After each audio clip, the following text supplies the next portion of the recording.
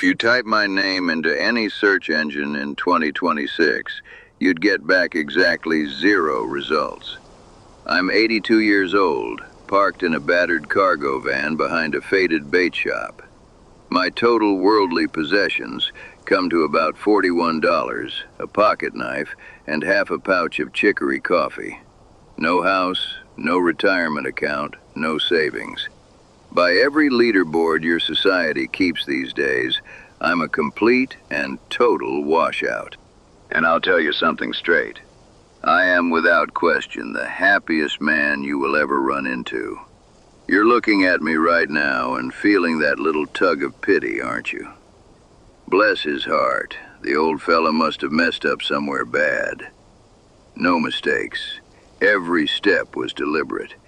And today I'm handing you a truth. The surest way to stay alive in this world is to stop playing their game altogether. Let me carry you back to 1969.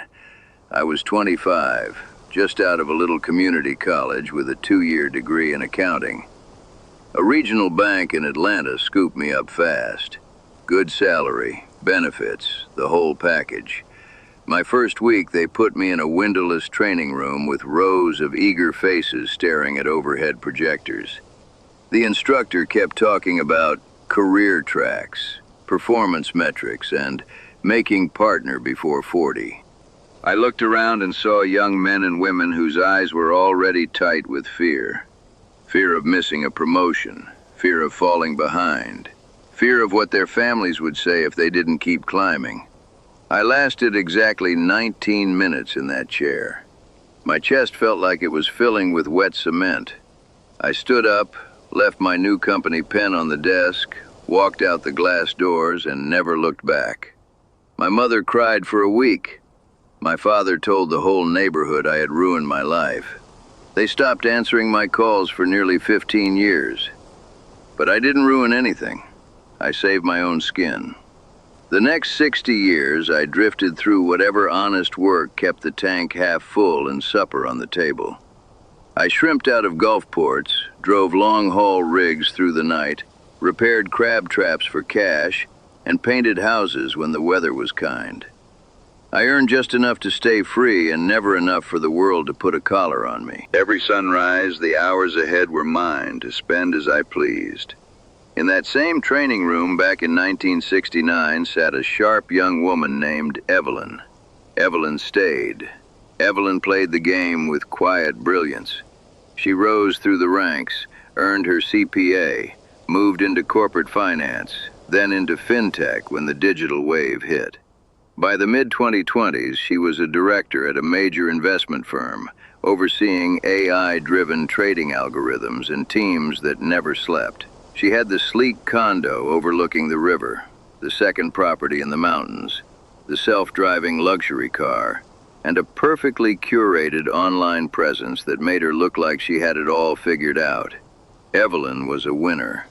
Evelyn collapsed at 54 last spring during a virtual strategy meeting, her heart giving out while she reviewed AI-generated risk reports. Her husband had moved out years earlier, tired of coming home to an empty house, and a wife who answered emails at 2 a.m. Her adult children attended the service on video because travel conflicted with their own packed schedules. She had spent decades hauling an invisible 1,000-pound anchor up a steep hill just so the industry would applaud. They applauded, then the feed moved on. They still label me a loser. I call myself awake. In 2026, the trap is shinier than ever. Everyone carries a device that constantly shows them highlight reels of lives that look better, faster, more optimized. Influencers preach biohacking your way to greatness, tracking every heartbeat, every breath, every micro-habit with rings, watches, and apps that never shut up. Young people rise before dawn for cold exposure, gratitude journaling, and AI-coached workouts, all while building their personal ecosystem so brands will notice them. And now the machines are everywhere. AI agents handling your inbox, your calendar, your creative work, even your decision-making. Companies brag about human-AI synergy while quietly laying off the very people they promise to empower. You're told to supervise the bots, prompt them better, stay always on, and somehow still find meaning in the work. It's exhausting just watching it. Me? I live in a rolling metal car with a cot, a small cooler, and a couple of fishing rods. If the bayou gets too muggy, I fire up the engine and head north to cooler pine woods. If the woods feel too still, I roll back toward the water. Nothing ties me down. No monthly payments whispering threats at midnight. No performance reviews measuring my soul by output metrics. When you own almost nothing, the weight disappears. You can actually hear the birds again. You can feel the breeze on your face without calculating how it affects your productivity score.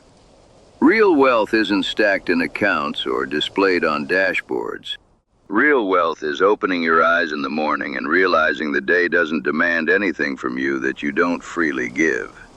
It's the absence of that constant low-grade fever of anxiety in your chest. I don't have a 401k, but I've spent 60 years listening to old-timers spin stories on port swings, watching herons glide over still water at dawn, and sitting quietly with a cup of coffee while the world rushes past on the highway. Your generation is being sold a prettier version of the same cage. They tell you AI will free you up for higher value work, that side hustles and constant optimization will finally get you ahead. But the finish line keeps moving. You trade your actual living hours for digital approval and wonder why you feel so empty at the end of another flawless productivity streak. Failure, the way they brand it, is simply the label they slap on anyone they can't harness. When status means nothing to you, your employer has no leverage. When you carry next to nothing, there's almost nothing left to threaten. You become untouchable. So here's my quiet gift to you from this dusty van parked by the Louisiana Bayou in 2026. I'm giving you permission to step off the treadmill. Walk away from the role that tightens your jaw every Sunday evening. Close the apps that make you feel small by comparison. Stop tracking, hacking, branding, and optimizing every corner of your beautiful, messy human life. Move someplace slower. Take the modest job that leaves room for long conversations and quiet evenings. Learn to tie fishing knots, grow tomatoes on a windowsill, or simply sit and watch the sky change colors without posting proof of it. They'll mutter that you've fallen behind. They'll say you wasted your potential.